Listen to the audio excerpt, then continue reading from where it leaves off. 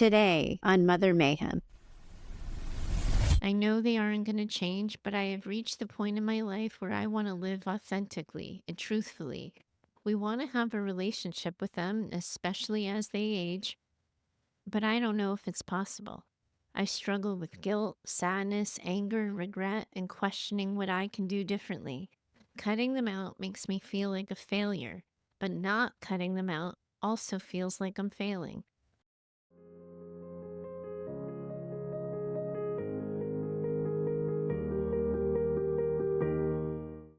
Welcome back to Mother Mayhem, the podcast for daughters of narcissistic and emotionally limited mothers. I'm your host, Heather Gray, and today you are all going to get to meet Jo, and you're going to get to follow along with her as she navigates a path toward lower contact with her parents. Daughters often reach out to me and ask for courage, advice, or direction on how to go lower contact with their abusive parents. And honestly, I think because of everything I have learned from all of you daughters, my answer's a little bit different today than it would have been 80 episodes ago. Can you all even believe that we are almost at 100 episodes of mayhem? I am so proud of us for the conversations we've had. You are all so willing to look directly at the hardest parts of your lives, and I never stop learning from you. So, yes, when the show first started, I probably answered questions about going lower contact with oversimplified and pithy directions. I would have probably reminded you that you get to choose you. You get to decide how you want to be treated, and you get to decide how you refuse to be treated. And still, of course, I do still think that today. But what you have all taught me is how hard all of this really is because trauma brain, it gets in the way. Intellectually, you can know that your parents say and do really awful things. And intellectually, you can even know that if you heard another daughter share your exact story, you wouldn't want any of that for them. But for you, your trauma brains end up telling you something different. This is because your brain has been trained to stay in survival mode. And it has been trained for so long. It is constantly scanning for threats, constantly trying to protect you from further harm. So when your parents are the source of that harm, your brain learns to normalize that kind of dysfunction and that level of confusion. And then on top of that, you're never taught how to validate your own thoughts and feelings. So instead, they questioned your feelings, they challenged your thoughts, and often your parents made you feel like your emotions didn't matter or that they weren't valid. So, when you start to think about moving or acting differently, trauma brain rushes in and it starts to ask you, are you sure? Is this the right thing to do? Maybe this isn't as bad as you think. It doubts your thoughts, it questions your feelings because it was conditioned to do so by the very people who were supposed to help you learn how to trust yourself. That is why moving away from the chaos of your family can feel so incredibly difficult. Even when you know in your body and in your heart and in your mind that it's likely what is best for you. Your trauma brain's trying to keep you safe in the context of what is known, even though that safety in your case is often toxic. But the truth is, disconnection is what actually equals safety. It just feels like a huge leap to make your brain that's been wired in a totally different way to start to think differently. That's the work all of you have been doing together as you listen to this show and as you learn from the other stories of other daughters. You're all learning to trust yourselves here when trauma brain is telling you not to. It isn't easy, but I promise you it's possible. And Joe's story, you're going to hear this. It's one of figuring out how do you take those steps towards self trust, even when it feels really confusing. And now, Joe, I get to take a moment and share with you how I came up with your name. I'm wondering if you or other listeners of the show have already guessed that I named you Joe after Joe in Little Women. Now, those of you who don't know the book or it's been a while since you've had to brush up on your English literature, Joe is a character that kept me company quite a lot when I was a kid. I just, gosh, I related to her so much and how she experienced the world. And I often at times found myself wishing and daydreaming that I could be more like her and how I handled things and how I spoke up. For me, Joe represents independence and courage and unapologetic authenticity. She's this creative spirit who doesn't fit into molds that society, her family, or even her own heart actually wanted her to put her in. She stood up for what she believed in, and she was so gosh darn determined to create her own path, even when the world around her was trying to get her to conform to theirs. She was the scapegoat of the family, too, and she was pretty misunderstood by her siblings, if we're going to be honest about that. Still, though, she always seemed to find a way to stay true to herself. And you, daughter Joe, and Joe character have that in common. She too went through periods of isolation and total disregard. I've always thought of Joe's story as one who, at the core, was rooted in self acceptance. And honestly, Joe, I think that is the path that you are on too. But first, I get to read your story, and I'm going to find all of you on the other side. Dear Heather, like so many of your podcasts begin, I too have written this email a dozen times, only to delete it thinking it was self indulgent, unimportant, or disloyal. If you never read it, I think it's part of my healing journey to write it once and for all. I process things best when I share them out loud, so hopefully it's not too much of a ramble. Please edit and eliminate as you see fit if it's ever shared. I have so many questions regarding my narcissistic mother and toxic family dynamic. Can narcissism develop as an adult, or is someone formed that way in their childhood? Can a person in an abusive relationship develop narcissism as a means of self preservation? Can both parents be narcissists and take turns being dominant? Maybe none of it really matters, but I do wonder how my toxic family evolved and affected me and my brother into our adulthood. I've been in therapy since my 20s for various reasons: depression, anxiety, eating disorders, alcohol abuse disorder, difficulty with relationships, trauma, and it always seemed that the root of my issues in therapy came from my relationship with my mom.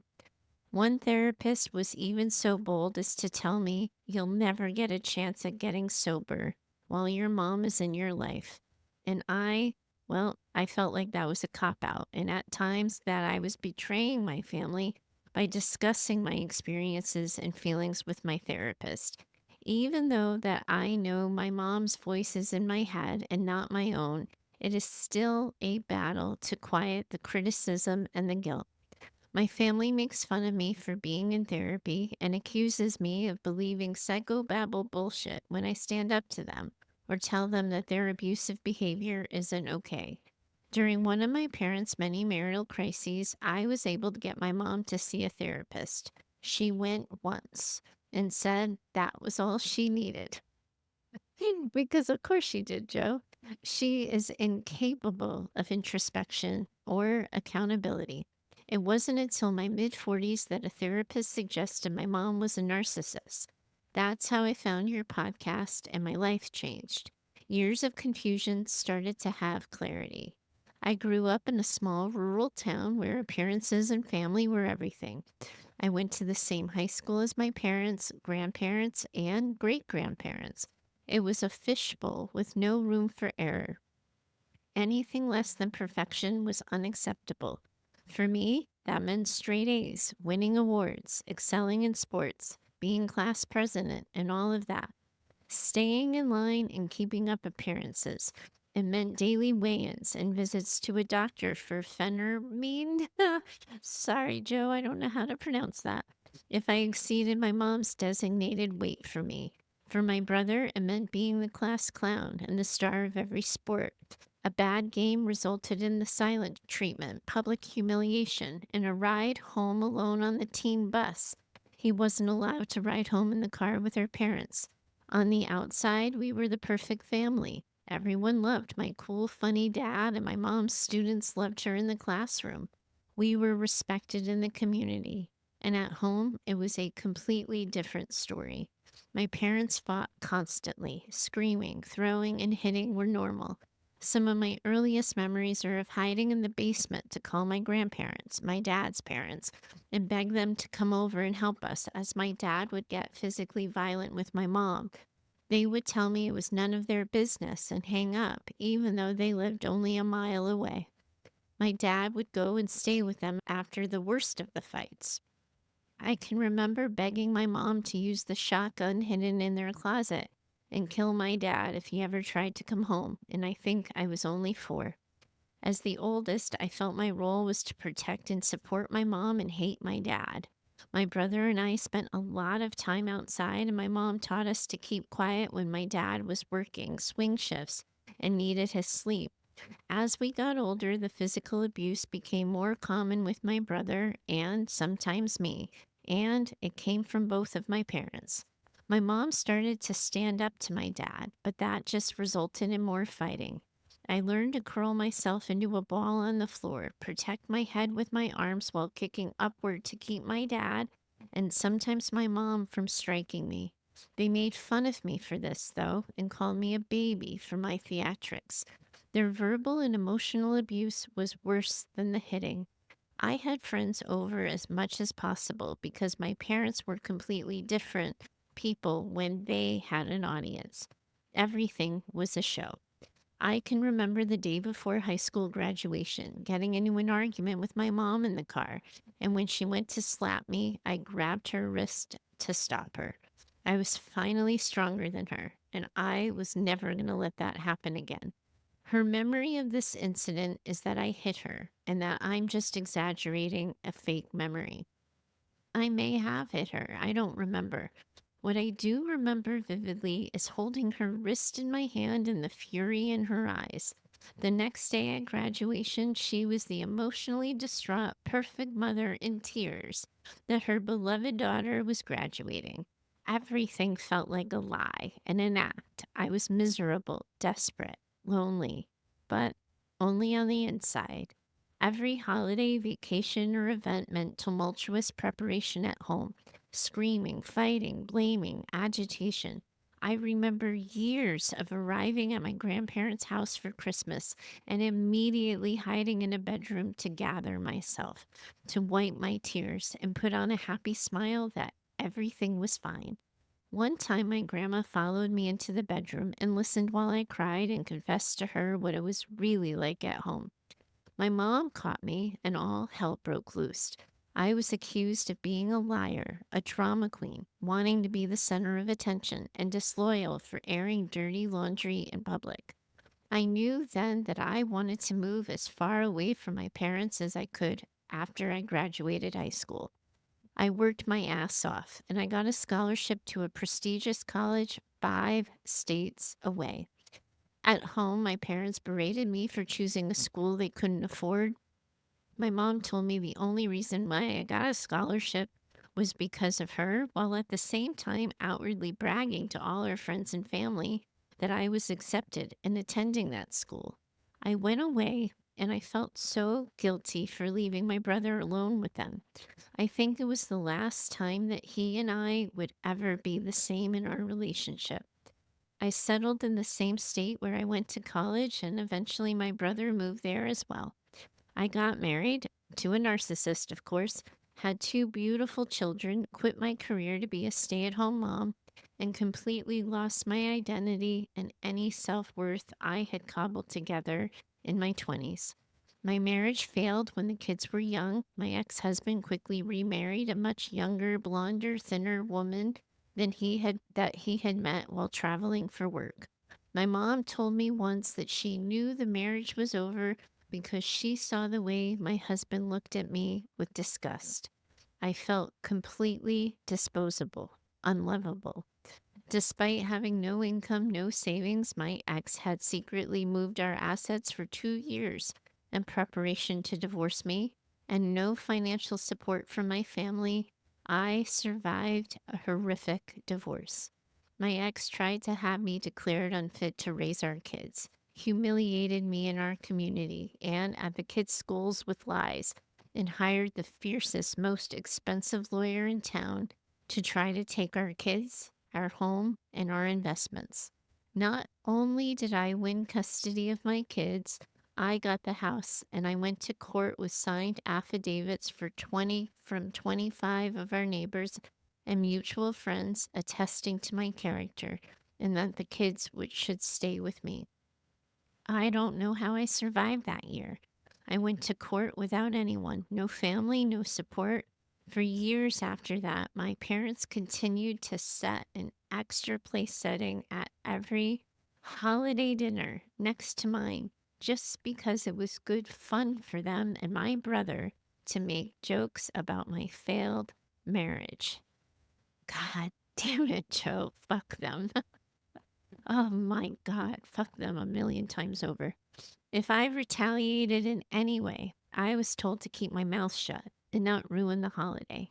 Even when my dad called me an alcoholic and my brother called me a fat bitch who deserved to be divorced, that was just holiday fodder, and I was meant to take it with a smile. When I asked them to please stop with the name calling, I was told if the shoe fits.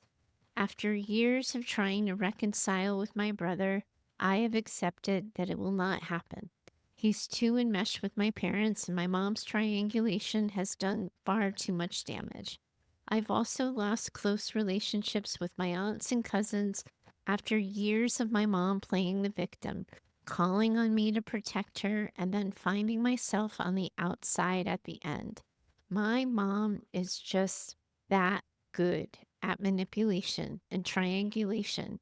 You don't even realize she's done it until it's over. My estrangement from family fuels her narrative that I'm the problem. It's been hard to tell myself that that isn't true. I've spent years trying to be the good daughter.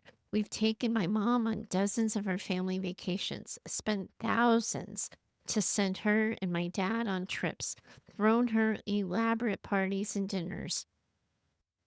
And yet, during our last fight, she had an entire list of grievances outlining all the ways I've let her down over the years and haven't done enough for her.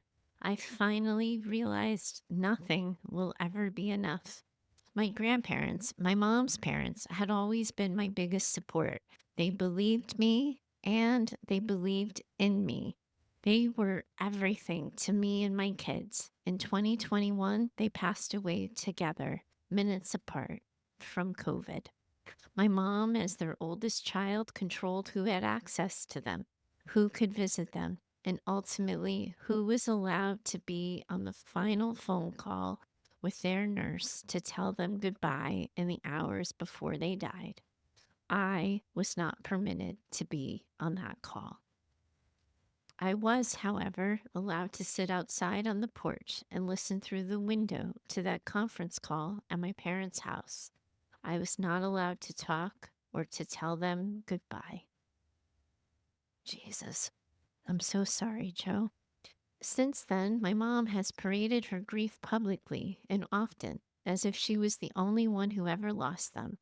My kids lost 4 grandparents that month on both sides of the family, all from COVID. But we had to console my mom.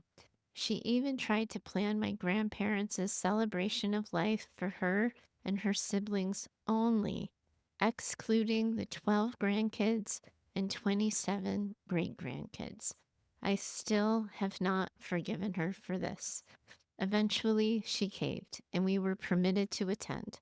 My cousins called it the Debbie Show.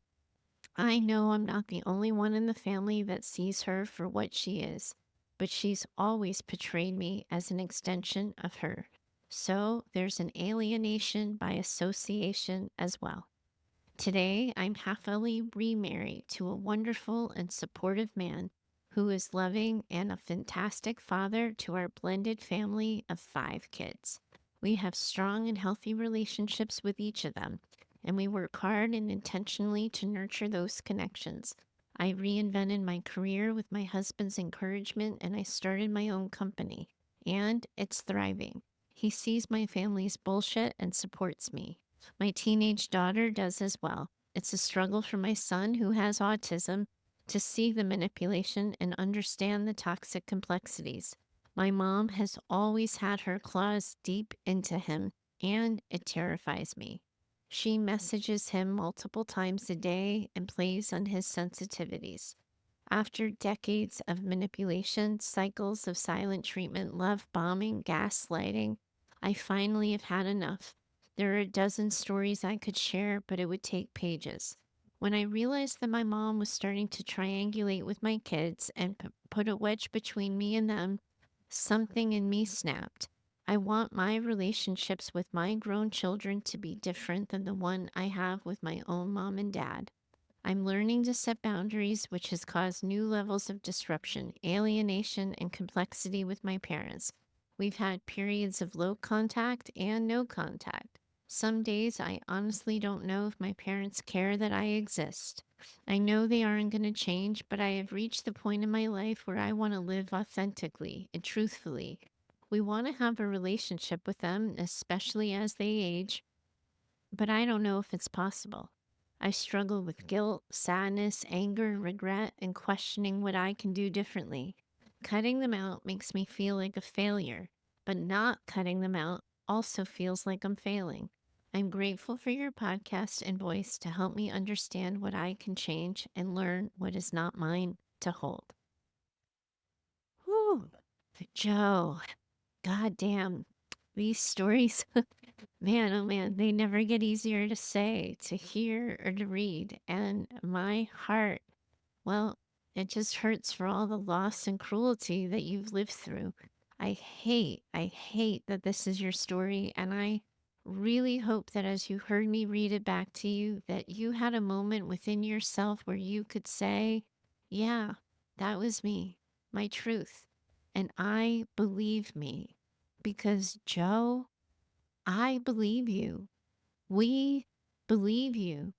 This hasn't been your imagination. You're not too sensitive. You haven't made this up.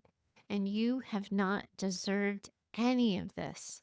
And I'm really glad and I'm really proud that Mayhem can support you and offer you company on the path.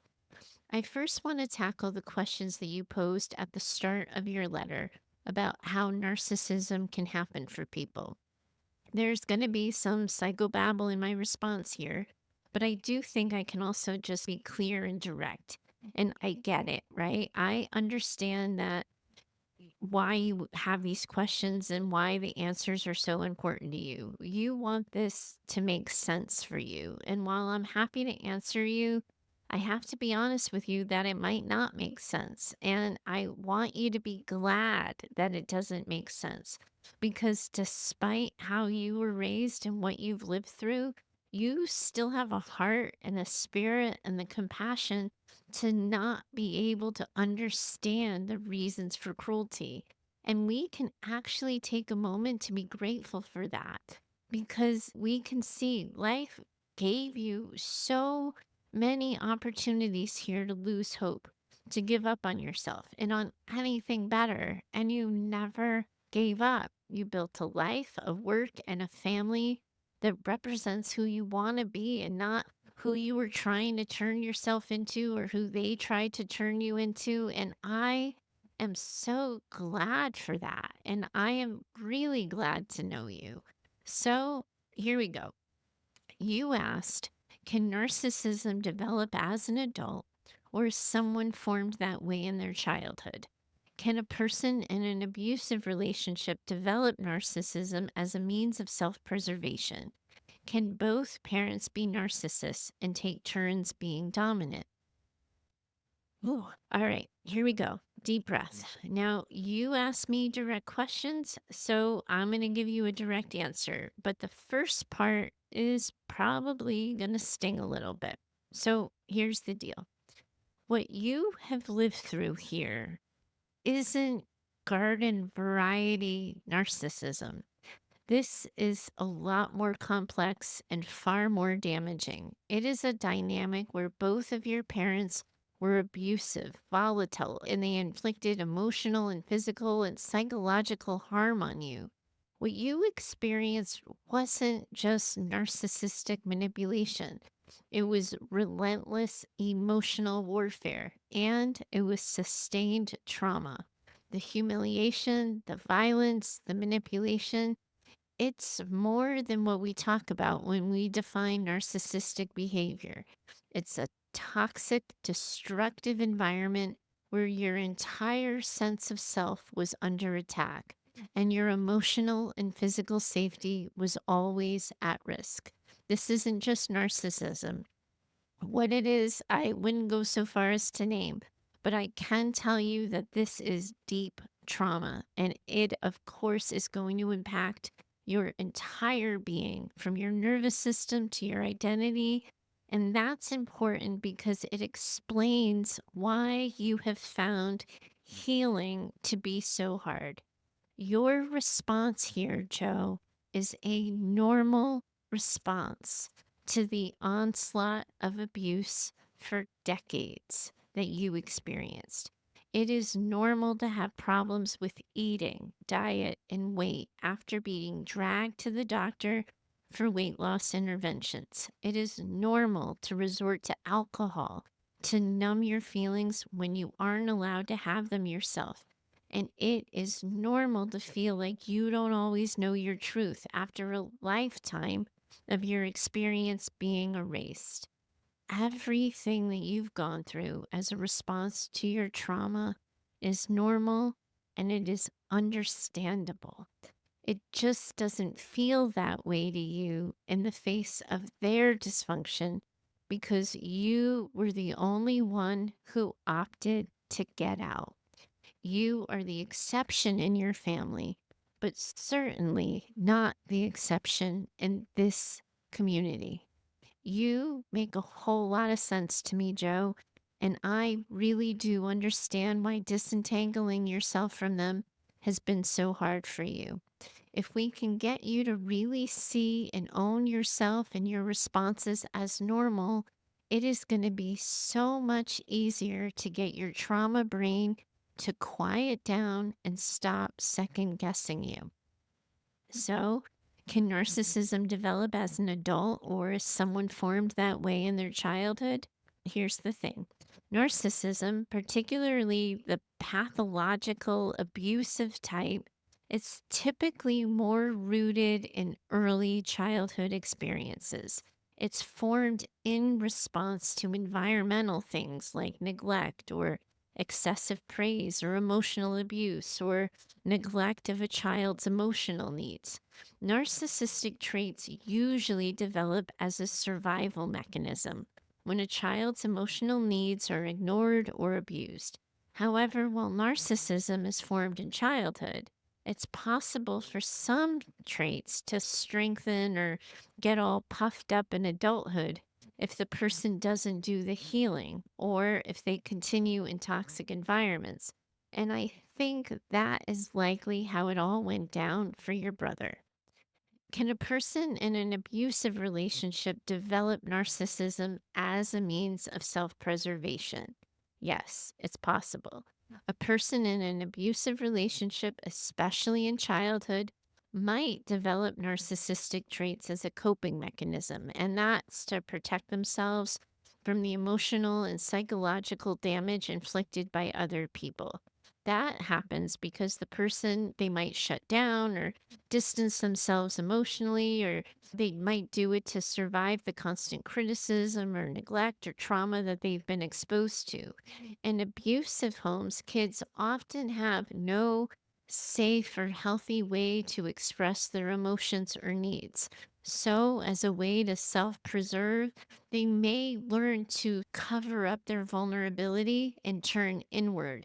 Sometimes they're going to overcompensate with that superiority or entitlement traits that we know to be linked with narcissism. And that doesn't mean that they're narcissists in the same way as a person with the personality disorder, but it does lead to the behaviors or tendencies, as you might have heard me say in other episodes, that do look similar to narcissism, particularly when the person's needs have always been dismissed or ignored.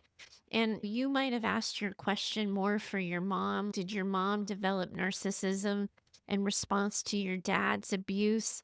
It doesn't really work that way. It's usually formed in early childhood. We psychobabblers don't technically diagnose it until 18 or so.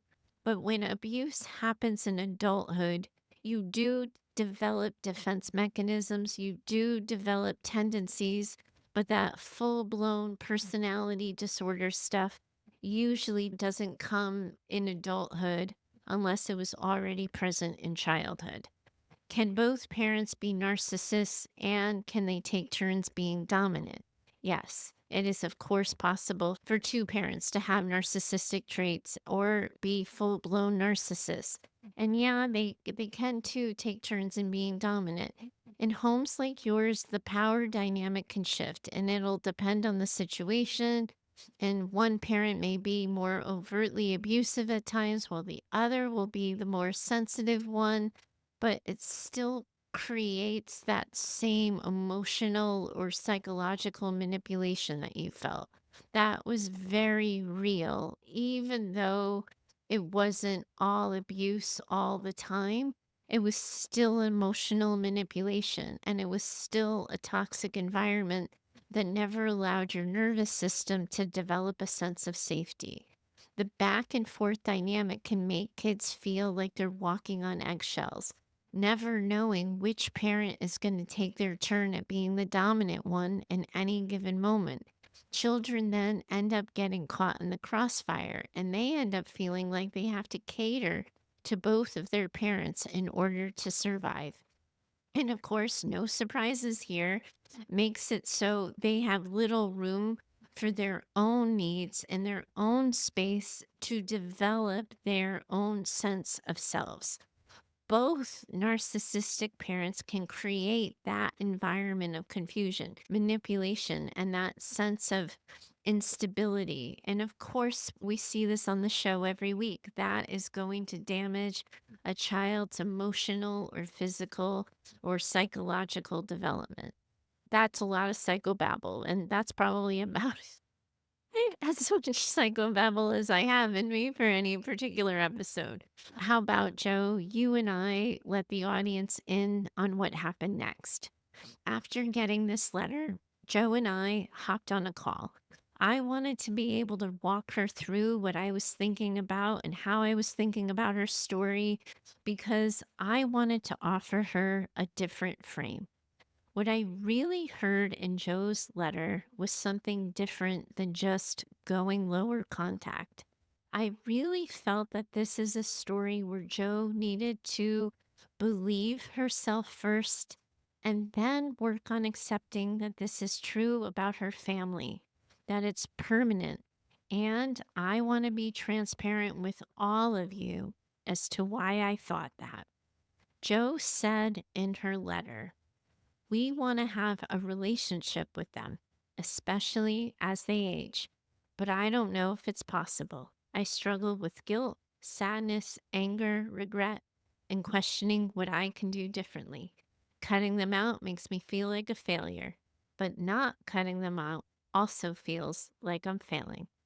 When I read Joe's letter and all of the awful things her parents have said and done, and I really absorbed the cruelty and the humiliation that they inflicted on her as an adult with that empty plate at the holidays fucking bullshit. I knew that Joe needed a little bit of a redirection and a new lens to look at where she was at because their age does not create consent for their bullshit.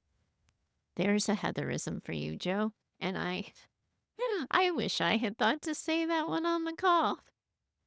That's a pretty good one. All right. So Joe and I talked about in that conversation, and I was able to talk and explain to her what I was seeing, that it was her trauma brain at work informing her story. And I knew that this wasn't a case of what she needed to do next, but how she needed help in thinking about all of this differently. So I offered Joe a new perspective. First, I worked with her on the notion that she had some work to do on acceptance. Acceptance that this is who her parents are, this is how limited and incapable they are, and that there's nothing she can possibly do to get them to be less limited or more capable. There's no perfect script, no perfect response, or perfect order of things that can change the outcome of this story except for full acquiescence to their worldview and total and complete self abandonment. She would not be able to be well inside of a relationship with her parents. She would just continue to be their whipping post. And with them being 70 plus years old, of course, she feels the ticking clock and like she's running out of time. But that doesn't actually matter. They are who they are. They're never going to change, and nothing about time is going to change that. I worked with Joe on framing this as part of her journey, as accepting that. Next, I offered Joe the next part of this really hard work. And the next part of this really hard story is the fact that she has to grieve that this is true, that this will always be true, and that there isn't anything she can do to change the ending of the story for herself. And as we talked about this, I reminded Joe of the work she had done when she was trying to recover from alcohol abuse. She took it one day at a time. And this is a model and perspective that I am really glad that I get to introduce all of you to today because I think it's really important. When it comes to considering going lower or no contact with your narcissistic or emotionally limited parents, so many of you get overwhelmed with the finality that comes with the idea that this is going to be forever. The idea that you will never talk to your mothers or parents again, and the forever part trips you up. But if we can get you to take it one day at a time, to say, I am not answering their messages today. I am not responding to that text today. I am not answering the phone today. And you just take it one day at a time, it becomes more manageable. Then we invite your nervous systems to the party. Because remember, your nervous systems have one job: to keep you safe. And we believe your nervous systems. We trust your nervous systems. So each day, as you contemplate resuming contact, responding to something, or making a change to how you interact with your parents, you can ask yourself, what would that feel like in my nervous system? Would that feel safe for me? And we prioritize your safety. That's your wise mind, and we have to keep it safe so it can make the decisions you need that will protect your peace and your well being. That's what I shared with Joe, encouraging her to offer herself a reframe, to take things one day at a time, one moment at a time. And Joe's a member of Mayhem Daughters, our online therapeutic community for daughters. So I invited her to journal there with the intention of moving forward slowly and gently. Then I asked for her permission to share her journal on here for the show because this is the real life path to lower or no contact. It doesn't get any more real than this. At Mayhem, we strive to be as authentic and as transparent as possible. Thank you, Joe, for saying yes. It's a privilege we do not take lightly. We honor your truth and the vulnerability with which you share it.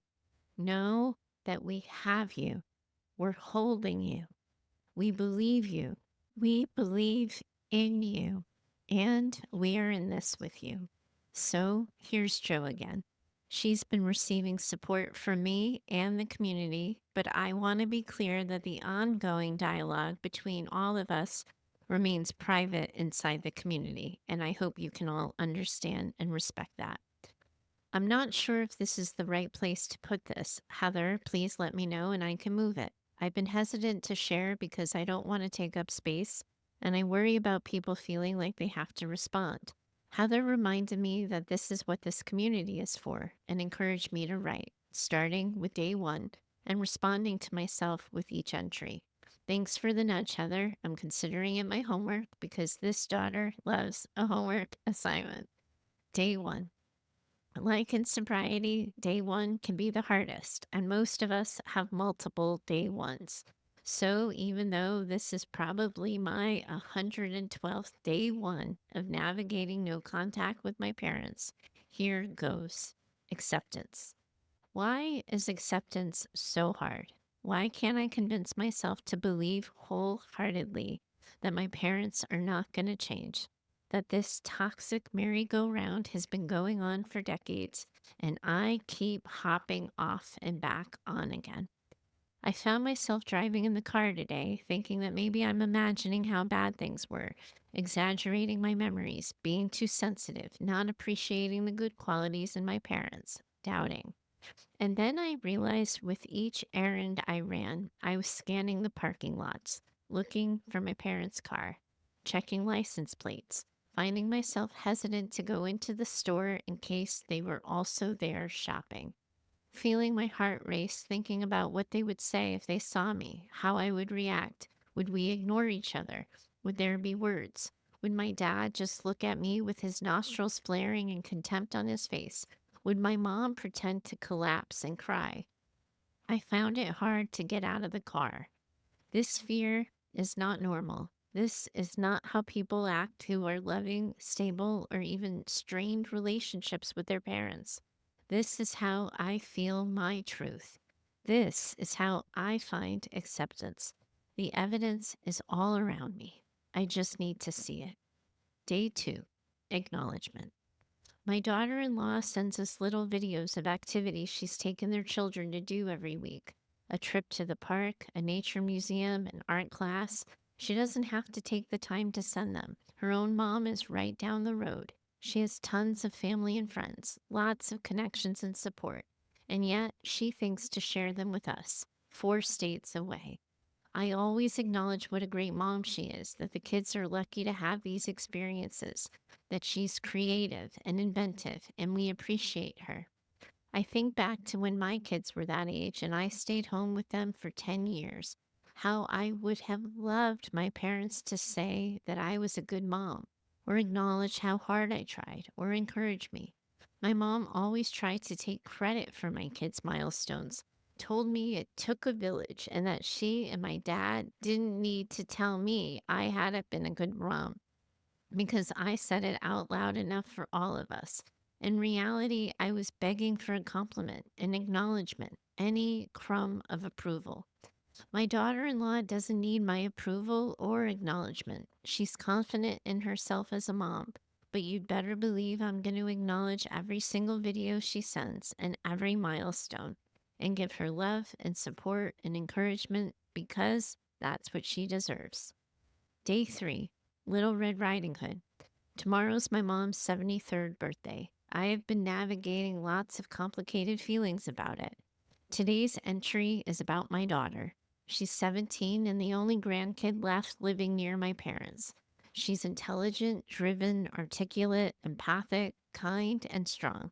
My mom has always struggled to relate to her and has often been critical of her sexuality and opinions. My daughter avoids my mom for the most part and is selective about what she shares with my parents.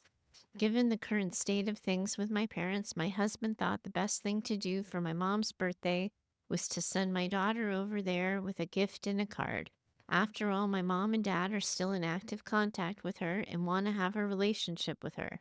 We are constantly telling her to text them back and to be respectful. And then I realized how incredibly messed up that was. I am literally sending my daughter, Little Red Riding Hood, to bestow a gift upon the wolf dressed in grandma's clothing. How fucked up is that? I can't do that to my daughter. And so I ordered a floral arrangement to be delivered tomorrow to my mom from all of us. My husband and I will send a text to tell her happy birthday. My daughter told me that my mom asked her to go to dinner and that she wants to go. I told her I'm proud of her for being kind, but also worried. She wants to have a grandma and a grandpa, but also she knows their ability to manipulate.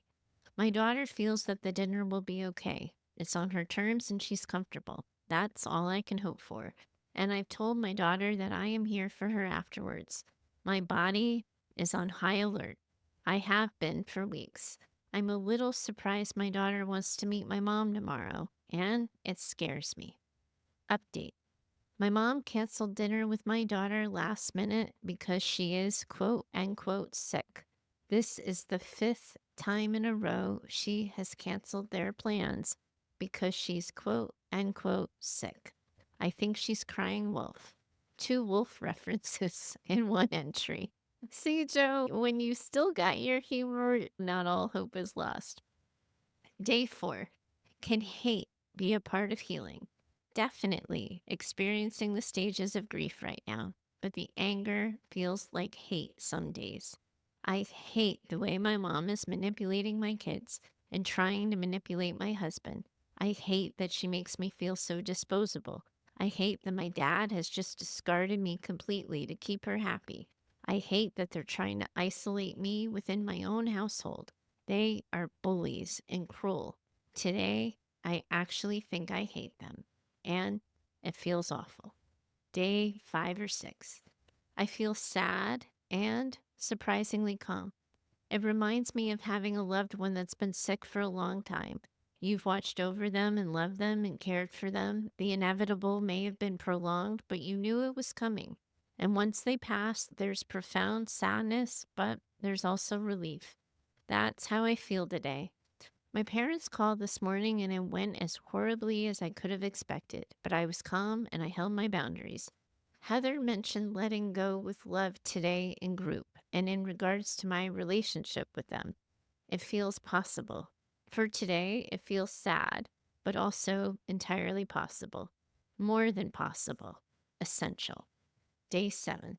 Power and fear. In one of the podcasts, I think Heather talks about dedicating an amount of time each day for processing grief, knowing that if it bubbles up during the day, you can mentally move it to the time allotted. At least that was my takeaway. Good job, Joe. I always like knowing when people take me up on my suggestions. I want to work on that. I think it's important for me right now, but also for my husband who's patiently listened to me processing all of this 24/7. We both need a break. I'm going to use that dedicated time today to write this, and then I'm packing it away until tomorrow.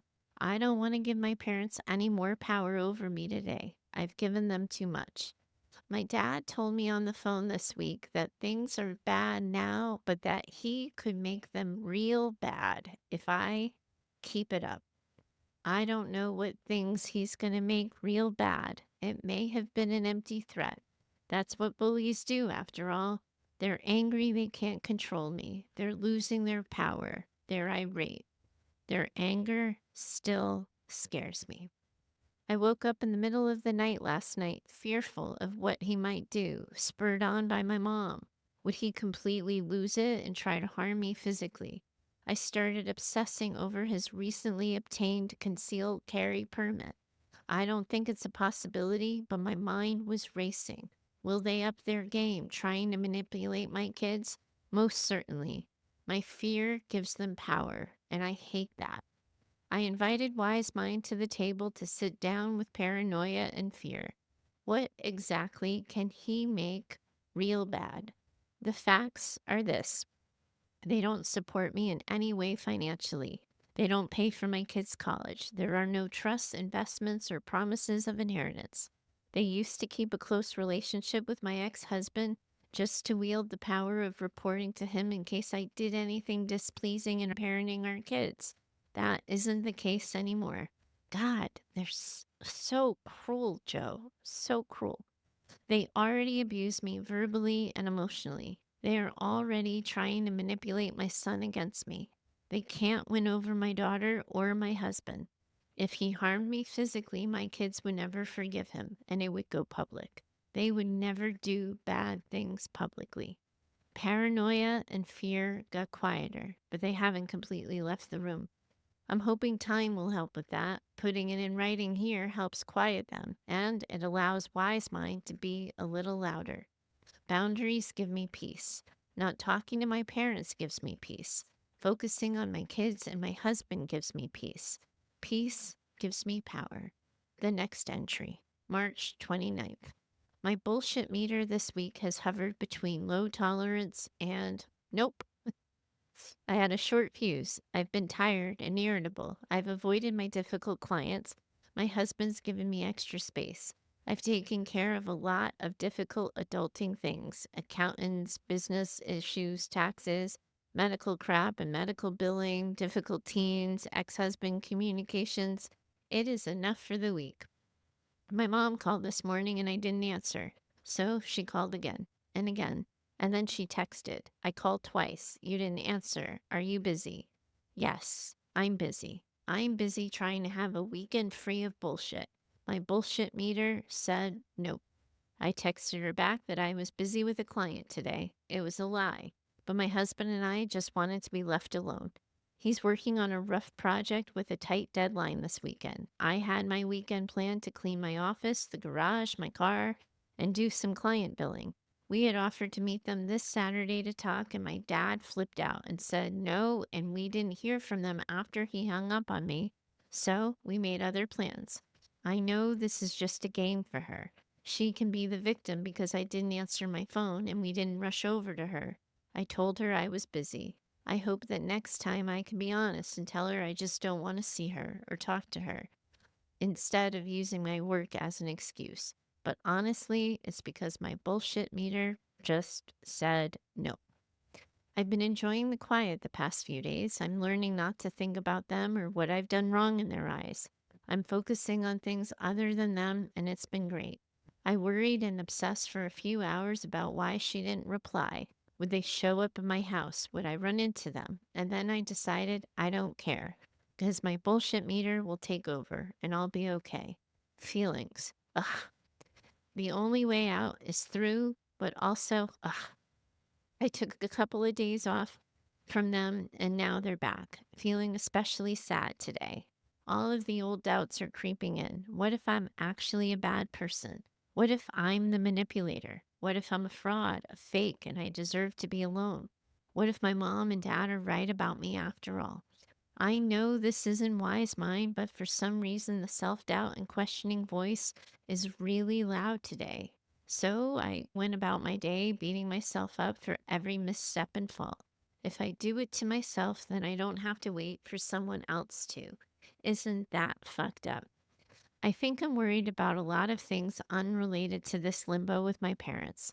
My business is slower this quarter. Many projects are out on hold or out of my control. My biggest client is a jerk and treats everyone with disrespect, especially the women on the project, including his wife. It's infuriating and unsettling. My husband and I have been worried about some things with our grown kids that they are navigating. We're struggling to find quality time for the two of us. I spend too much time reading the news every day and feeling overwhelmed by all of the uncertainty and cruelty. Just life stuff. But still, I need to find a way to give Wise Mind a louder voice, to be quicker on the scene. Writing here helps. The only way out is through. Next entry. I had to take a break from journaling here. I was feeling overwhelmed. My mom texted me on 5:27 a.m. on April 1st that she would meet me anytime, anywhere to try to resolve the rift that's been going on for months. I quickly answered with a time and place and asked if that would work for her. She never responded. I realized hours later that it was April Fool's Day, and she and my dad loved being the first to get an April Fool's prank early in the day in our family. She didn't mean to meet up with me. It was just a joke. Pretty twisted and sick, I think. Joe, me too. Me too. What the actual fuck? I had to take a break from writing here for a few days. I was feeling overwhelmed and quite frankly wanted to give my mind a break from the thoughts of my parents, and it helped. I feel things shifting and I feel stronger, more resolute, maybe more resilient. Next entry. A few days after the April Fool's prank, my mom responded that she'd meet us at the park I suggested on Saturday morning if she could find it. It is a park that is located between our houses that they drive past every day. Good. I was ready. Bulked up on Mayhem podcasts. Did my boundaries worksheets. Prepared a list of calm and diffusing phrases so I could stay in wise mind. Friday night, she texted, I can't make it tomorrow. I need another week. Sorry. When the text came through, I was sitting at the opening night for my daughter's musical. It's her biggest role to date and means everything to her. It has consumed our household the last several months with rehearsals and preparations. My mom knew this. She knew where we were and what time the show started. Instead of being in the audience supporting her granddaughter, she was sitting at home, literally within walking distance of the theater, sending the text. Was I surprised? No.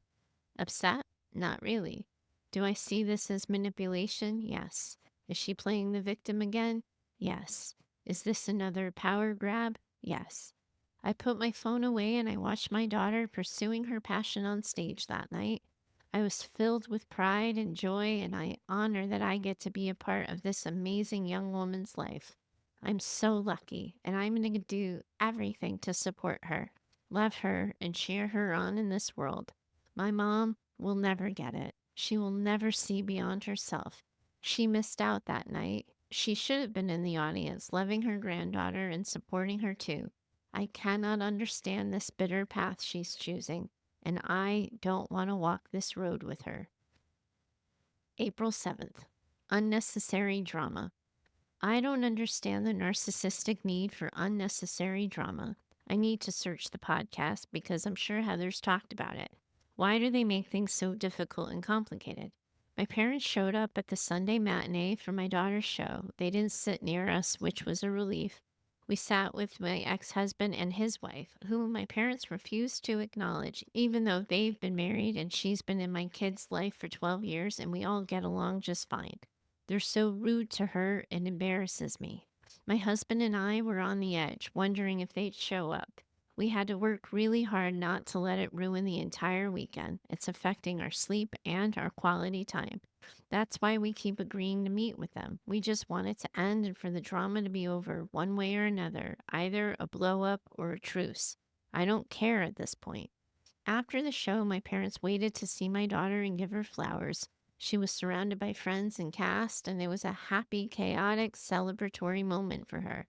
She stepped aside to hug them and thank them for coming, and instead of focusing on her, they chose that moment to tell her that my mom just had surgery, was in the hospital still recovering, and having a hard time. Why?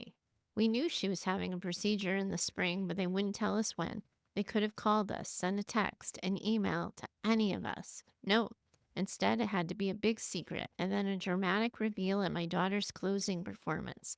My daughter told my mom she was sorry to hear about the hospital, that she loved her, and to text her details. And then she excused herself to go talk to all the other people waiting. She is great with boundaries. Hell yeah, she is. That's awesome.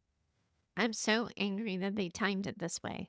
Feeling guilty that I didn't know or offer help, and then angry that they had to keep it a secret so my mom could once again be the neglected martyr.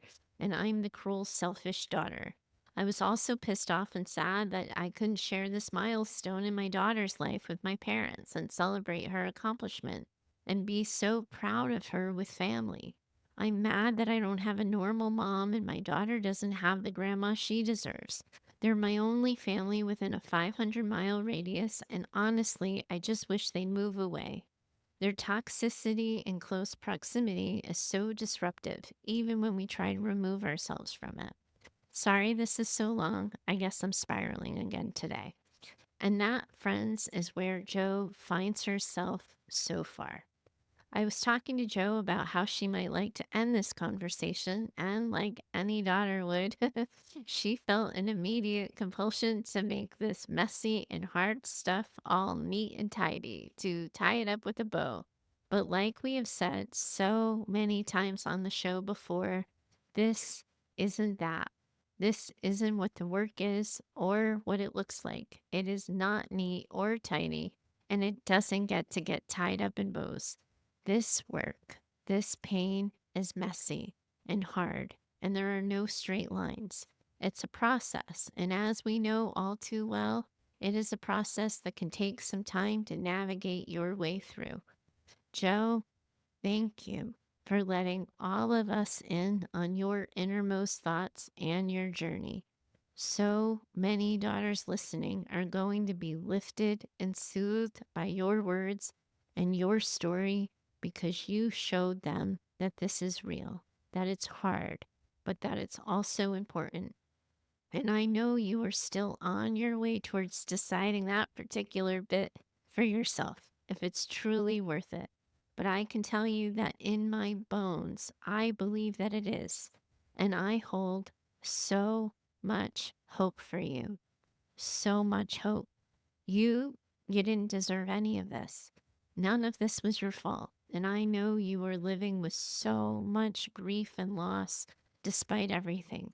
I know you still hold doubt and you second guess yourself and your truth. And you deserve peace, Jo. Your family deserves peace. You deserve to feel safe in your body and to be safe in your body. And you have every right in the world to protect that peace. And you deserve to be solid and steadfast in your truth, in your story. And anytime you forget or feel shaky, I want you to remember that Mayhem has you. We've got you. We believe you. We've always believed you. And we are in it with you, rooting for you. Anytime you forget or lose sight of who you are or how far you've come, let us know. And we will for sure be here to remind you. And now, any daughter listening, if you need or could benefit from this kind of support, please do consider this to be your open invitation to join us inside of Mayhem Daughters.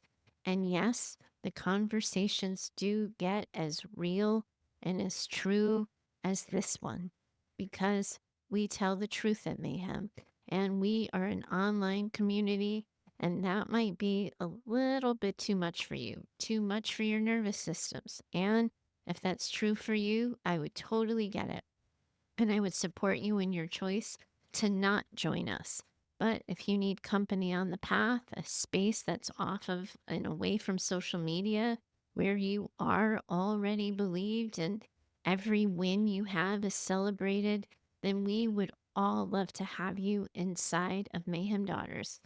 Not all of you are going to want or need another app or another place to scroll. And if you just need to be in the actual company of women, then maybe Tuesday or Thursday group would be a better fit for you. These are weekly therapy groups designed to support you on the path toward healing and recovery. And you can find the links to all of them in the show notes. All of you are in this community of women around the world who are in this with you.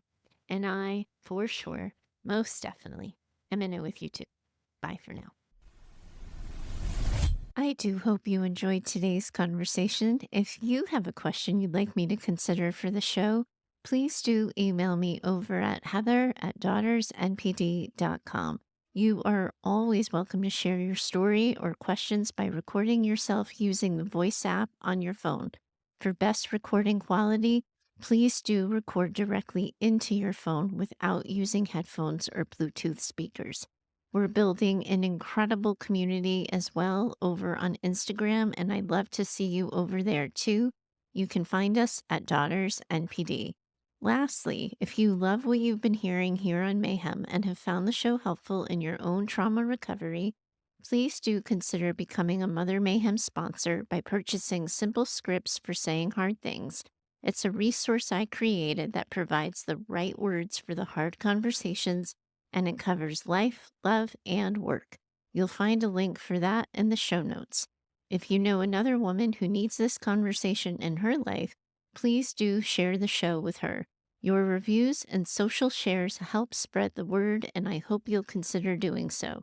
Special thanks to Heather Clark for editing the show. She's in my head and knows what I meant to say when the words come out backwards. Thanks so much for your time today. As always, I'm in it with you. Bye for now.